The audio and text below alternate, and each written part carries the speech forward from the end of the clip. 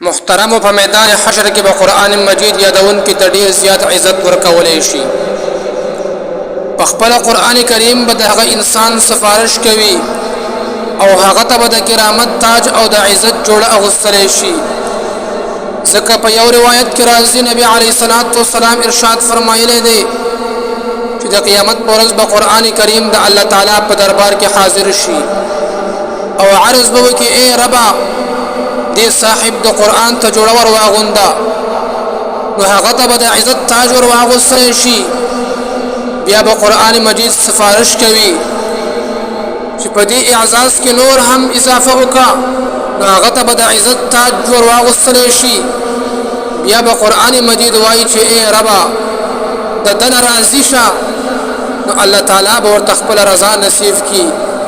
بیا به هغه ته وویلی شي چې قرآن لوله او جنت ته برخیجه او د هر یو آیات په بدله کې یوه نیکي زیاتېدلی شي.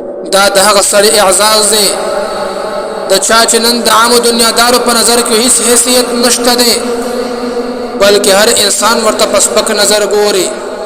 په کور کې ورته خلک په سپک نظر ګوري. په میدان د محشر کې چې کله هغه ته بیا د اعلی اعزاز میلاو شي، نو بیا به دې دنیادارو ته د خپلې محرومۍ احساس وشي او په تېر شوي ژوند به ارمان او افسوس کوي. خو ولې په هغه وخت کې به افسوس بیا هیڅ فایده نه ورکوي. نو زما ډېرو محترم ورونو، حافظ قرآن ته چېرته هم سپک مه ګورئ، ولې چې دا د الله جل شانه په نظر کې ډېر اوچت خلک دی.